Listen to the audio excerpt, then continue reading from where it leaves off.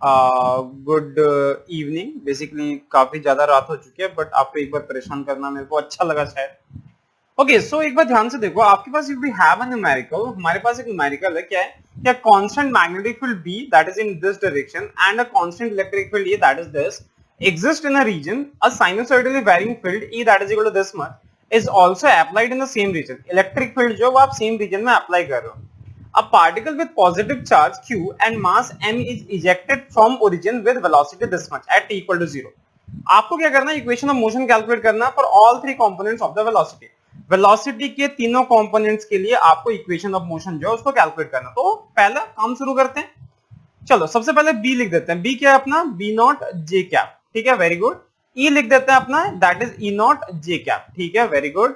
और उसके बाद एक दूसरा जो ई प्राइम है that is E one.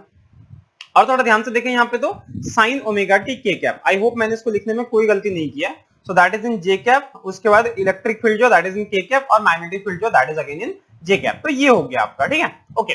So now अब एक बात बताओ, मैं यहाँ पे फोर्स कैलकुलेट कर सकता हूँ ना? We can calculate the force and force is equal to Q E, right, plus Q E prime plus Q V cross B. अगर मेरी यहाँ पे कोई गलती नहीं है, I hope this part is okay everyone, this part is clear. Okay, what is the value of F? So F can be written as M D V by D T.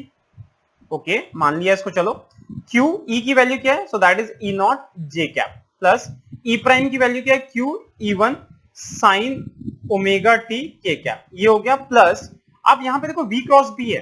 ठीक है, ध्यान से देखना, v क्रॉस b है। तो अपने को जब v क्रॉस b निकालना तो क्या करेंगे? यहाँ पे i cap j cap k cap. ध्यान से देखो यहाँ पे, इस पे थोड़ा ध्यान से देखना। v की वैल्यू क्या है? v की वैल्यू vx vy vz। और यहाँ पे क्या हो गया आपके पास? i डायरेक्शन में। अगर i डायरेक्शन में देखें तो वेलोसिटी सॉरी मैग्नेटिक फील्ड क्या है? That is zero.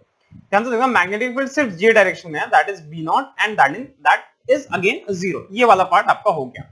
So that will be given as I cap. अगर लें this will be minus V Z B naught. ठीक है, प्लस के कैप अगर लें तो के कैप लेंगे तो क्या हो जाएगा? V X into B naught. ठीक है, दिस पार्ट इज ओके। इसका मतलब क्या हो गया? आपका क्यू वी क्रॉस बी की वैल्यू क्या होगी? क्यू और वी क्रॉस बी की वैल्यू क्या होगी? Minus V Z B naught I cap, उसके बाद plus K cap V X and B naught. थोड़ा ध्यान से आप एक एक टर्म को देख लो। आई होप एक एक टर्म आपको बहुत अच्छे से समझ आ गया होगा।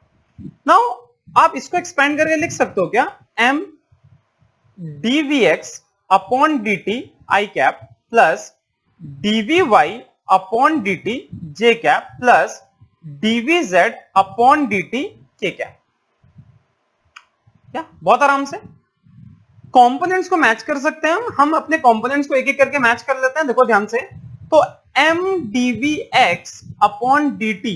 देखो ध्यान से देखो, चूंकि आई कैप है, यहां पे ढूंढो आई कैप का टर्म कौन सा? आई कैप का टर्म आपको यहां पे मिल रहा है। So that is equal to minus Q V Z B naught. इसका मतलब क्या हो गया? D V X upon D T that is given as minus Q by M V Z B naught. ये आपका हो गया D V X upon D T. पहली बात तो ये। अगली बात क्या है? D V Y upon D T. इस वाले टर्म को भी एक बार ध्यान से देख लेते हैं। D V Y upon D T, ध्यान से देखो, D V Y upon D T J. J वाले कौन कौन से टर्म है? So that is Q E naught J cap. और कौन सा टर्म है? जे वाला कोई टर्म है यहाँ पे? नहीं है जे वाला कोई टर्म, तो छोड़ देते हैं इसको। उसके बाद D V Z upon D T. D V Z upon D T की अगर बात करें दैट इज इक्वल टू, मतलब वो के कैप में, के कैप में कौन कौन सा यहाँ पे देखो। So that is equal to Q E one sine omega T. एक तो टर्म ये हो गया। अगला टर्म कौन सा? के कैप में। So that is plus Q V X times B naught. I hope this part is okay. हमें इससे बहुत ज्यादा मतलब है। देखो ध्यान से, अगर आप देखो यहाँ पे D V Z by D T ये एक्स पे डिपेंड कर रहा है, D V X by D T ये वी जेड पे डिपेंड कर रहा है। सीधी सी बात है। इसका मतलब डायरेक्टली तो आप इसको इंटीग्रेट कर नहीं सकते, तो इसका मतलब कुछ छिड़खानी यहाँ पे अपने को करनी पड़ेगी। So let us do this. अपना क्या है यहाँ पे? D V Z upon D T. इसको एक बार लिख लेते हैं। D V Z upon D T that is equal to, ये क्या हो जाएगा? Q E one sine omega T, Q E one sine omega T, और उसका क्या हो गया? Plus Q V X B naught. ठीक है, plus Q V X and B naught. अब यहां पे अगर आप ध्यान से देखो, यहां पे D V X upon D T given है, बट आपके पास Vx नहीं है, इसका मतलब क्या कर सकते हैं हम इसको डबल डिफरेंशिएट कर सकते हैं, dv2z ओवर dt स्क्वायर, इसको डिफरेंशिएट करोगे क्या मिलेगा आपको, ओमेगा क्यू E1, यहां पे चूंकि m भी है, थोड़ा ध्यान से इस चीज को, तो m यहां पे है already, so this is m, omega Q E1 cos omega t plus Q B naught, और Vx को इसको क्या लिखेंगे, डिफरेंशिएट करेंगे तो dvx अपॉन dt। अब थोड़ा ध्यान से देख लो, अगर m d2vz over dt square equal to omega Q E1 cos omega t, उसके बाद प्लस, ध्यान से देखना यहां पे क्यू बी नॉट, और dvx ओवर dt की वैल्यू क्या है, dvx over dt is minus Q by M, minus Q by M, और उसके बाद vz into B naught, vz into B naught. Terms को थोड़ा अच्छे से देख लेना, यहां पे देखो आपको क्या मिल रहा है, वी स्क्वायर। अब इसको एक बार लिख देते हैं ऐसे, तो आपको कुछ जाना पहचाना सा इक्वेशन मिल जाएगा, d2vz over dt square that is equal to omega Q E1 upon m cos of omega t, plus ये वाला क्या हो जाएगा Q square B naught square, यहां पे ध्यान से देखो नेगेटिव साइन हो जाएगा, डिवाइडेड बाय m स्क्वायर, और उसके बाद vz, इसको इधर लेके आ जाते हैं, हमारा क्या बन जाएगा d2vz over dt square plus Q square B naught square divided by m square vz which is equal to omega Q E1 upon m cos of omega t। कैसी इक्वेशन लग रही है आपको, ये होमोजेनियस इक्वेशन ही है, ये वाला part, मतलब sorry inhomogeneous equation with constant coefficients, right. ये वाला पार्ट मतलब इसको कैसे सॉल्व करेंगे, तो पहले इसको, इस वाले पार्ट को जीरो लिखो, ठीक है, जीरो लिखने से पहले क्या करते हैं, इसको इक्वल टू के स्क्वायर कर देते हैं, so K square that is equal to Q square B naught square divided by M square, मतलब के आपको समझ आ रहा है यहाँ पे, K is basically Q square, sorry Q B by M, Q B naught by M, तो वो तो ठीक है। मतलब क्या हो गया, इसको सॉल्व करने का जो तरीका है, पर्टिकुलर इंटीग्रल और कॉम्प्लीमेंट्री फंक्शन। तो कॉम्प्लीमेंट्री फंक्शन के लिए क्या करेंगे, d2vz over dt square plus K square vz that is equal to zero, ये सिंपली आपका जीरो हो गया, यहां से मतलब क्या हो गया आपका vz that is equal to क्या हो गया c1 cos kt plus c2 sin kt। I hope this part is also okay. अब निकालते हैं इसका कॉम्प्लीमेंट्री फंक्शन। कॉम्प्लीमेंट्री फंक्शन निकालने के लिए, सॉरी पर्टिकुलर इंटीग्रल निकालने के लिए क्या करेंगे, ये जो टर्म है इसको एज इट इज रखो, क्योंकि ये सारे कांस्टेंट है, E1 डिवाइडेड बाय m, और उसके बाद 1 over minus omega square plus K square, क्योंकि यहाँ पे डी स्क्वायर लिखते हो और डी की वैल्यू यहाँ पे ओमेगा है नेगेटिव साइन के साथ, एंड यहाँ पे क्या हो जाएगा cos ओमेगा t। तो ये हो गया आपका पर्टिकुलर इंटीग्रल, काम खत्म। आपका क्या निकल गया, यहां से z निकल गया, z की वैल्यू क्या, सॉरी vz निकल गया, vz की वैल्यू क्या है उस पेज में लिख लेते हैं, vz that is equal to c1 cos kt, c1 cos kt plus c2 sin kt, और उसके बाद क्या हो गया यहाँ पे omega Q E1 plus omega Q E1 upon m, और उसके बाद 1 over minus omega square plus K square. I hope this part is okay. आपको vz आपका पूरा निकल गया, लेकिन क्या पूरा vz निकला है, नहीं निकला है। कैसे निकालेंगे, तो आपने को क्या करना है, यहाँ पे इनिशियल कंडीशन लगानी। इनिशियल कंडीशन क्या है आपकी, कि when t equal to zero, आपका t जब जीरो vz इज जीरो, क्योंकि प्रोजेक्शन सिर्फ x एक्सिस में किया गया था वहां पे, so t equal to zero vz equal to zero, zero put करो, ये क्या बन जाएगा c1, मतलब c1, ठीक है, प्लस ये वाला पार्ट तो जीरो ही है, और ये तो अल्टीमेटली जीरो है ही आपका, और ये वाला क्या हो जाएगा, सॉरी यहाँ पे cos ओमेगा t था, थोड़ा ध्यान से,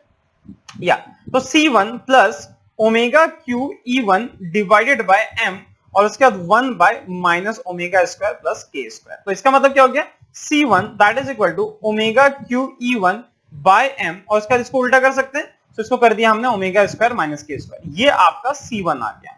this is the value of c1। c2 कैसे निकालेंगे, इसको डिफरेंशिएट कर दें, dvz upon dt that is equal to, इसको डिफरेंशिएट करते हैं, क्या हो जाएगा, और ध्यान रखना at t equal to zero भी करना है, at t equal to zero, so at t equal to zero अगर इसको डिफरेंशिएट करोगे तो क्या होगा साइन, और साइन t क्या हो जाता है जीरो, इसका डिफरेंशिएट करोगे cos, तो ये क्या बन जाएगा c2 cos kt, और यहां पे फिर से k हो गया, यहां पे इसको डिफरेंशिएट करोगे साइन बनेगा, फिर से जीरो हो जाएगा, मतलब दिस।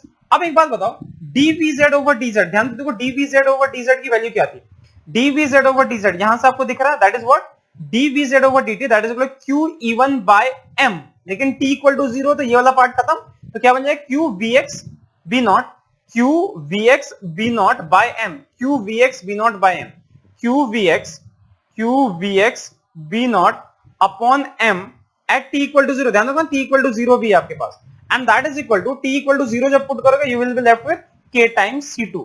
इसका मतलब क्या हो गया, अगर ध्यान से देखो तो C2 that is equal to Q और Vx at t equal to zero पे वो V नॉट था, तो Q V naught B naught divided by M divided by K, ये वाला K इधर चला गया।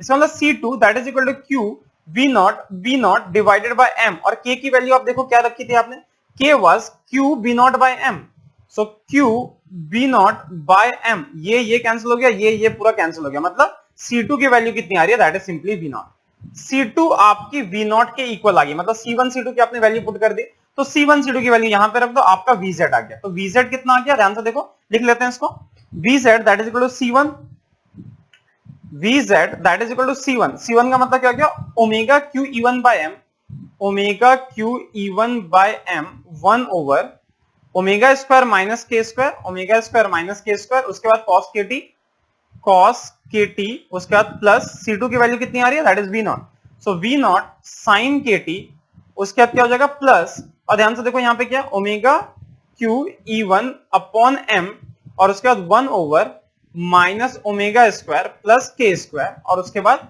cos ओमेगा t, ये हो गया आपका VZ। ध्यान से देखो आपका सिर्फ ये VZ है, लेकिन अपने को क्या निकालना है, Vx Vy भी निकालना है, तो चलो Vx निकाल लेते हैं। Vx क्या था अपना, dVx over dt that is equal to minus Q by M VZ V naught, dVx over dt, ध्यान से देखो इसको, dVx over dt that is equal to minus Q naught minus Q by M VZ V naught, minus Q by M VZ V naught. अब क्या करना, dVx, अब VZ की value आप ये वाली रख दोगे, इसको आप यहां पे रख दो, VZ की वैल्यू, ये पूरी VZ की वैल्यू होगी, आप इसको इंटीग्रेट कर दो, आपका Vx जो होगा वो निकल के आ जाएगा, एक कांस्टेंट है, बाउंड्री का इनिशियल कंडीशन लगाओ, आपका निकल के आ जाएगा।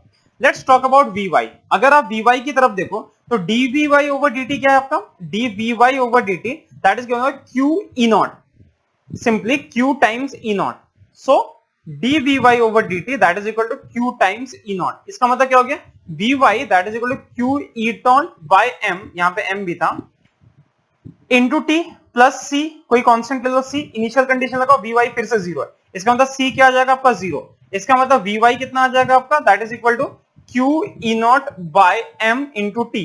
अब क्या निकालना आपको, Y निकालना है, इसको क्या कर दोगे, dy by dt that is equal to Q E naught by M into T, तो यहां से Y क्या हो जाएगा, इसको इंटीग्रेट कर दो t के रेस्पेक्ट में, that is equal to Q E naught by 2M times t square plus again some constant K1, फिर से इनिशियल कंडीशन लगाओ, this will be zero. So anyway आपका y जो आ गया दैट इज दिस, बिकॉज आपने origin से इसको ये किया था। बस आपका एक पार्ट रह गया, दैट इज Vx, तो आप Vz को यहां पे रखो, फिर उसको t के रेस्पेक्ट में इंटीग्रेट करो, whatever you will get that will be the value of Vx। तो ये मैंने Vx निकाल लिया, ये Vz निकल गया, और ये अपना Vy निकल गया, सो दैट्स ऑल, और ये हो गया अपना y, ठीक है। तो इसी तरह के कंटेंट के लिए please subscribe to this channel, and अगर कोई क्वेरी हो तो please call me on this number 8800126374। Even आप मुझे व्हाट्सएप भी कर सकते हैं 8800126374, ठीक है।